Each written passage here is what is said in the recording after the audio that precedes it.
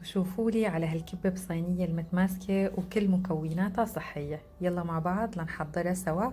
هون أول شي أنا فرمت بصلة ناعمة، طبعا فرمتها على الماكينة، حطيتها على النار بس لحتى تنشف ميتها، وبعدها رح أضيف لها اللحمة. طبعا رح أحط لها فلفل أسود والملح آخر شي حتى ما يشد قوامها، ورح أقليها مع البصلة.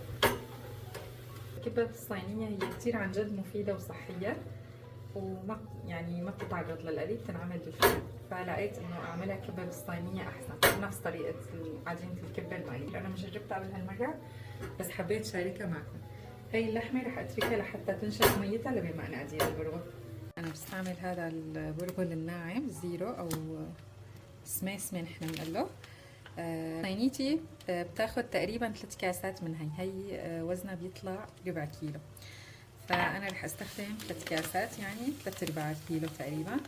فرح احط كاسة ونص من البرغل الاشقر وكاسة ونص من البرغل الاسمر او العمقي.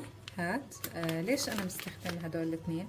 هلا الابيض هو كنكهة اطيب، بس هاد بيدبق اكتر، فانا بحط نص بنص، وهيك بيكون صار عندي 3 كاسات برغل حسب مقاس صينيتي انا. وهلا رح احط لها تقريبا رغيف خبز بدل الهبرة، اذا حبيتوا تحطوا هبرة او متوفرة عندكم اكيد بيصير. واذا حطيتوا كمان رغيف خبز كمان بيصير، وابدا ابدا ما بتفتح معكم. انا مجربتها وحبيت شارككم طريقتي.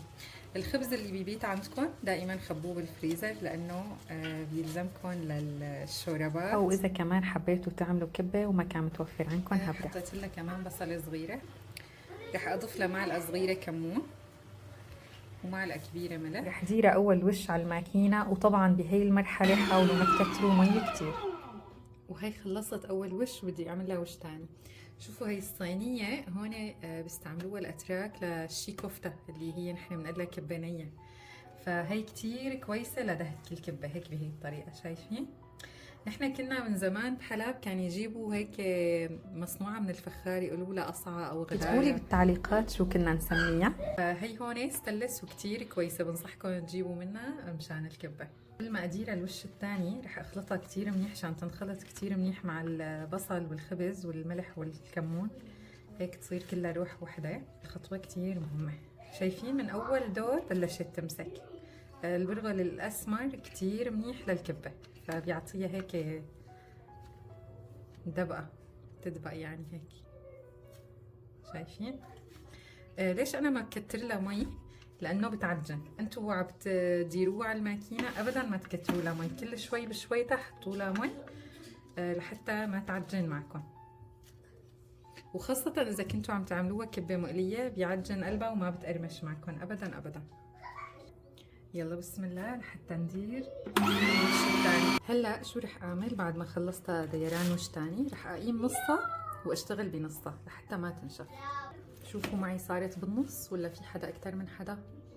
هلا هذا النص اللي بدي اشتغل فيه بدي ارجع اديره على الماكينة لحتى يطرى معي، يعني اسهل لي ما ادهكه كتير على ايدي.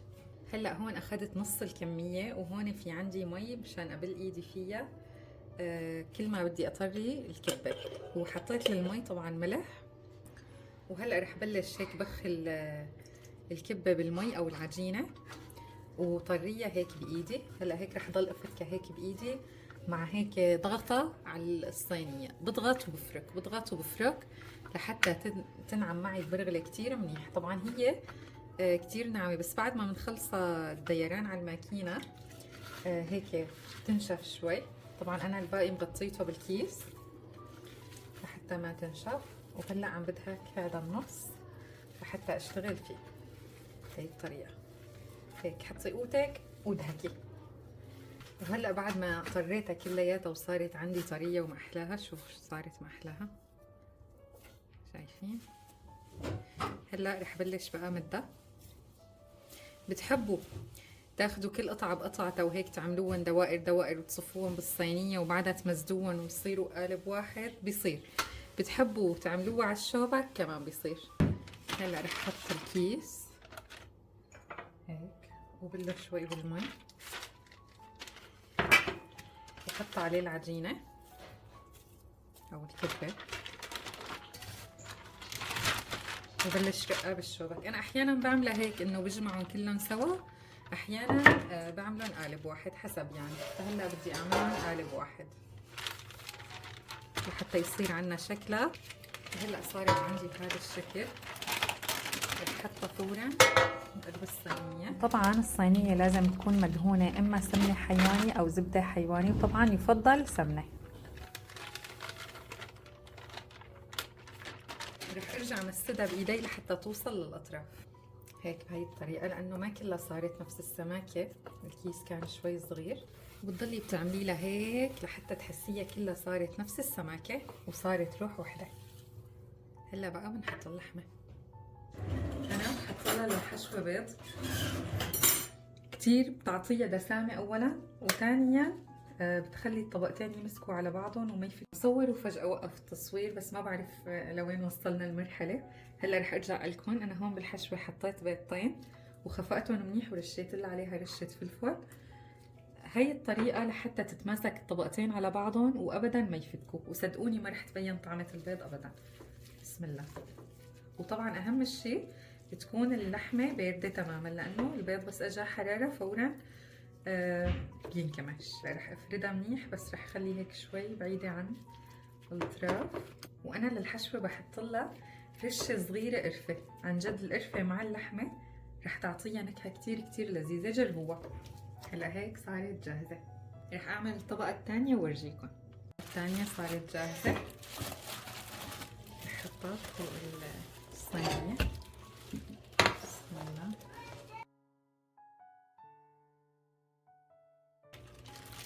وهلا رح اضغطها كتير منيح لحتى تصير روح وحدة مع الطبقة، حتى تلزق الطبقتين مع بعض مع اللحمة.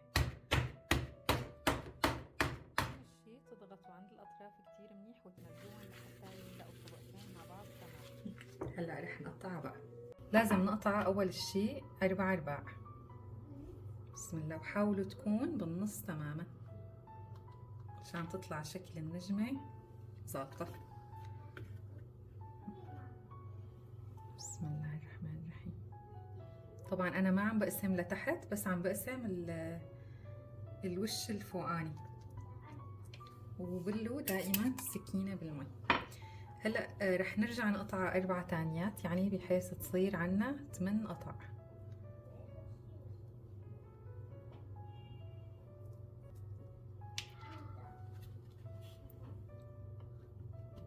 هلا صار عنا 8 قطع مثل البيتزا. هلا بنخلي عنا هيك مقابيلنا خط مستقيم. فشو بنعمل؟ بناخد من هالجهة خط مائل على يعني يكون يوازي هاد هيك، شايفين؟ على نفس الزاوية بناخد نفس الخط، فبده يكون موازي ومستقيم لهذا. رح اخد واحد تاني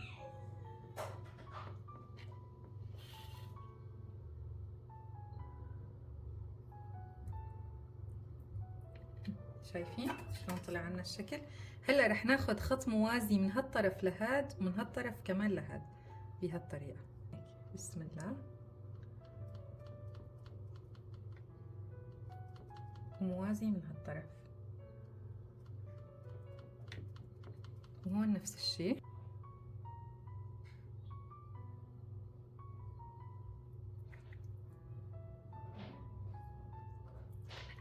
شايفين بلش يطلع لنا شكل النجمة، وهيك بيكون صار عنا شكل النجمة. ان شاء الله يكون واضح عليكم. وهلا بالمعلقة رح اعمل لها هيك شكل لكل قطعة.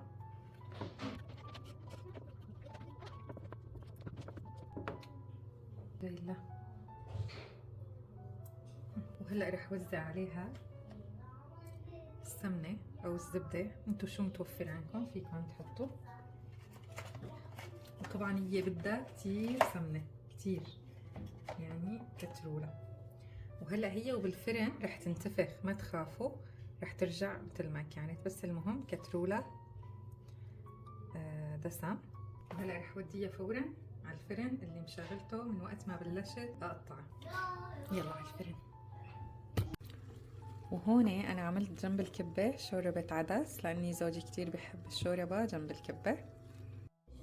وهلا رح ورجيكم الكبه بسم الله. وهلا رح ورجيكم سماكه الكبه قد طلعت ممتازه، وشوفوا قد متماسكه مع بعضها، الطبقتين ماسكين كتير منيح ابدا ما فكوا. بس شوي شقشقت عندي من فوق لانه نسيتها شوي بالفرن. فهي كانت وصفتي لليوم، بتمنى تكون نالت اعجابكم وحبيتوها. اذا انتم بتحبوا الاكل الصحي دائما تابعوا الوصفات اللي انا بنزلها، لاني دائما بطبخ كل الطبخات اللي نحن بنحبها وطبخنا السوري اللي كلياتنا تعودنا عليه بس بطريقه صحيه. يا ايش قد طلعت طيبه. إذا حبيتوا الوصفة لا تنسوا تعملوا لي لايك واشتراك. سلام.